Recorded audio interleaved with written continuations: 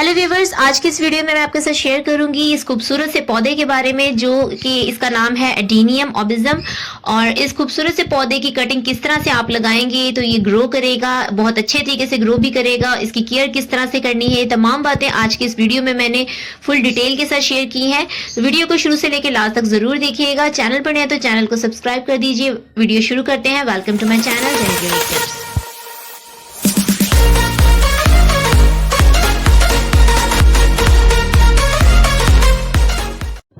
तो फ्रेंड्स, जैसे कि मैंने आपको पहले ही बता दिया कि इस प्लांट का नाम एडेनियम ऑबिजम है। रियल नेम इसका यही है, लेकिन कॉमन नाम जो है इसका डेजर्ट रोज है। डेजर्ट रोज के नाम से भी इसे लोग जानते हैं, यानी कि जंगली गुलाब।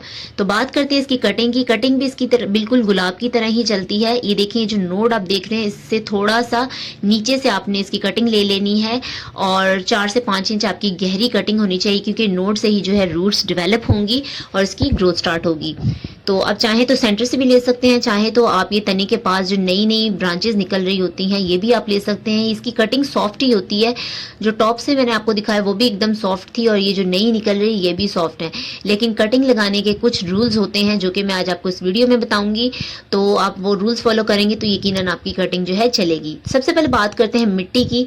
मिट्टी बिल्कुल बुरबुरी होनी चाहिए, जिसमें पानी बिल्कुल भी ना खड़ा हो, कीचड़ नुमा ना बने। ये भालू मिट्टी जो नॉर्मल गार्डन सॉइल होती है वो मैंने ली है और इसके अंदर थोड़ी सी रेत और थोड़ी सी गोबर की खाद मिक्स की है। उसके बाद इसे मैंने पॉट पे भर लिया है। अगर आप इसमें रेत नहीं भी मिक्स करते तो ऑलरेडी जो गार्डन सॉइल होती है उसमें रेत मिक्स होती है, तो भी कोई बात नहीं, लेकिन मैंने इसमें कर ली है ताकि इसमें किसी भी तरह थोड़ा बहुत भी पानी जो है स्टोर ना हो, खड़ा ना हो।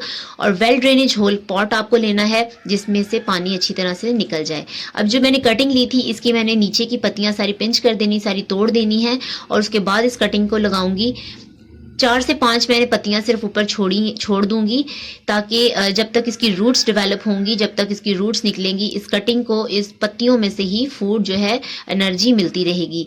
तो वैसे तो ये खुद ब खुद जो है उसके बाद जब इसकी रूट्स निकल जाएंगी ये पत्तियां खुद ब खुद झड़ जाएंगी और सूख के गिर जाएंगी, यानी कि येलो हो जाएंगी पहले, उसके बाद झड़ जाएंगी। तो फ्रेंड्स, कोई भी पौधा जब धूप से एनर्जी ले रहा होता है तो 2 से 3 पत्तियां जो ऊपर की होती हैं इनके अंदर जो है फूड स्टोर कर लेता है और फिर वो पूरे पौधे को मिलता रहता है।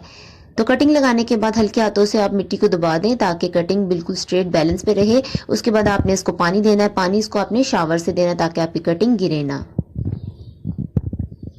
20 से 25 दिन हो गए इसे लगाए हुए। 20 से 25 दिन में आसानी से पौधे की नई नई ब्रांचेस और इसकी रूट्स निकलना शुरू हो जाती हैं। इसकी तमाम पत्तियां झड़ गई थी और ये जो आप देख रहे हैं ये न्यू लीव्स इसकी निकली हैं बिल्कुल फ्रेश। और साइड पे भी एक कॉम्पल निकल रही है जो कि ये दोनों एक साथ ही बढ़ेंगी और मैं आपको इसका रिजल्ट दिखाती रहूंगी। पहले से मैंने छाँव में रखा था, अब मैंने इस पौधे को उठा के धूप में रख दिया है, क्योंकि ये धूप पसंद पौधा है, सीजनल पौधा नहीं है। और 40 दिन हो गए इसे लगाए हुए। साल भर ये पौधा चलता रहता है और 2 से 3 दफ़ा जो है साल में फूल भी दे देता है। और इसकी कटिंग लगाने का कोई ख़ास टाइम नहीं है। अब साल भर किसी भी टाइम लगाएंगे तो इसकी कटिंग चलेगी। लेकिन अगर आपकी कटिंग पौधे की नहीं चलती तो आपको अगस्त के महीने में जब बारिशें होती हैं उसके बाद आप कोई भी कटिंग लगाते हैं तो उस टाइम वो कटिंग जो ये नहीं चलती वो भी कटिंग जो है यकीनन चलना शुरू हो जाती है, क्योंकि उस टाइम इसका सीज़न होता है, कटिंग खास कटिंग का सीज़न होता है। तो फ्रेंड्स, बात करते हैं इसके ऊपर फर्टिलाइज़र हमें कौन सा यूज़ करना है। वैसे तो इस पौधे को हम जितना नेगलेक्ट करेंगे, जितना इसको नज़रअंदाज करेंगे, उतना ही ये बहुत अच्छे तरीके से ग्रो करता है। लेकिन अगर आप इसकी खास केयर कर रहे हैं, खास केयर के लिए आप इस पर कोई फर्टिलाइज़र यूज़ करना चाहते हैं तो आप इस पर लिक्विड फर्टिलाइज़र यूज़ कर सकते हैं। मैंने इस पर होममेड किचन से बना हुआ, किचन वेस्ट से बना हुआ घर का होममेड फर्टिलाइज़र यूज़ किया है। या फिर अगर आप कोई और फर्टिलाइज़र यूज़ करना चाहते हैं तो आप NPK इसके लिए बेस्ट है, वो भी आप यूज़ कर सकते हैं। इस पर किसी किस्म के इंसेक्ट्स या पेस्टिसाइड का अटैक नहीं होता। इसके फ्लावर्स बहुत ही प्यारे होते हैं, वो भी मैं आपको आगे चल के दिखाऊंगी। ये देखिए, इसकी जो दूसरी ब्रांच निकली थी वो भी साथ साथ ग्रो कर रही है। दोनों साइडों से ब्रांचेज निकल रही हैं और कितने अच्छे तरीके से ग्रो कर रही हैं। कोई खास फर्टिलाइज़र मैंने इस पर यूज़ नहीं किया, बहुत अच्छे तरीके से चल रहा है। सिर्फ इसको धूप और पानी हमें देना होता है जो कि इसको मिल रहा है। 120 दिन हो चुके हैं फ्रेंड्स। ये देखिए, इसके फ्लावर्स निकल गए हैं, बंच नुमा राउंड शेप में इसके फ्लावर्स निकलते हैं। एक एक करके फ्लावर्स निकलना शुरू होते हैं और काफ़ी दिन तक इसका जो फूल है वो रहता है, मुरझाता नहीं है जल्दी। और देखें इसके फ्लावर्स का कलर देखें कितना प्यारा ब्राइट कलर है इसका, अंदर से शेड इसका फ़र्क है।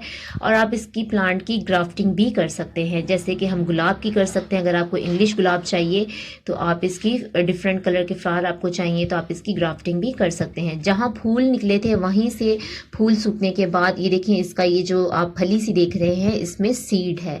ये फली निकली है, ऊपर से हाइट इसकी बढ़ती जा रही है और उस जगह पे फली भी निकलना शुरू हो रही है। फली भी साथ साथ ग्रो कर रही है और साथ साथ पौधा भी ग्रो कर रहा है। अब ये दूसरी साइड भी देखिए, आप ब्रांच देख रहे हैं, यहाँ भी फूल निकलना शुरू हो गए हैं। तो अभी जो पीली पत्तियां हैं इनको मैं इस तरह से पिंच कर दूंगी, तोड़ दूंगी, ताकि इसकी खूबसूरती भी बरकरार रहे और ये जो है इसकी एनर्जी पौधे की जो पीली पत्तियों में जा रही है वो भी सारी फूलों को और इसकी फली को मिलती रहे। इस तरह से पत्तियों को तोड़ने के बाद इसको हम, जब भी मैं इसको पानी देती हूँ, इसकी पत्तियों को भी अच्छे तरीके से शावर करती हूँ। मिट्टी डस्ट वगैरह जो पत्तियों पे होती है वो भी अच्छे तरीके से उतार लें। और ये देखिए फ्रेंड्स, इसे लगाए हुए एक साल हो गया है। एक साल में इसने टाइम तो बहुत लिया है, लेकिन इसकी आप खूबसूरती देखिए। अब ये पौधा बिल्कुल मैच्योर हो चुका है। फलियां मैंने जो है तोड़ के रख ली थी, उस पर भी मैं वीडियो बहुत जल्द इंशाल्लाह अपलोड करूंगी, क्योंकि ये वीडियो ऑलरेडी लंबी हो चुकी है। तो जैसे जैसे पौधा ग्रोथ करता है, मैच्योर हो जाता है, वैसे ही इसके साथ साथ इसका तना जो आप ये देख रहे हैं कितना स्ट्रांग हो जाता है, मजबूत होना शुरू हो जाता है और इसकी रूट्स जो हैं वो भी काफ़ी हद तक थिक हो जाती हैं। और ये पानी के बगैर भी जो है सरवाइव करता रहता है, क्योंकि रेगिस्तानी पौधा है। जैसे वहाँ रेगिस्तान के इलाके में जो तपिश पाई जाती है, वहाँ सिर्फ बरसात के मौसम में इन पौधों को पानी मिलता है। इसी तरह ये अगर घर में भी इसको 3 से 4 दिन तक, या जब तक अच्छी तरह से मिट्टी खुश्क नहीं हो जाती तब तक पानी ना दें तो ये पौधा सर्वाइव करता रहता है। काफी सारे एडीनियम के प्लांट मैंने लगा रखे हैं, देखिए आप, मैंने कुछ कटिंग से लगाए हैं, कुछ सीड से लगाए हैं। तो फ्रेंड्स, इसकी भी मैं वीडियो इंशाल्लाह बहुत जल्द अपलोड करूंगी। आई होप कि आज की इस वीडियो में आपको बहुत सारी इन्फॉर्मेशन मिल गई हो। कोई सवाल हो तो आप कमेंट करके पूछ सकते हैं। और वीडियो अच्छी लगी तो वीडियो को लाइक करें, फ्रेंड्स के साथ शेयर करें। चैनल पर नए हैं तो चैनल को सब्सक्राइब कर दीजिए। Thanks for watching my video.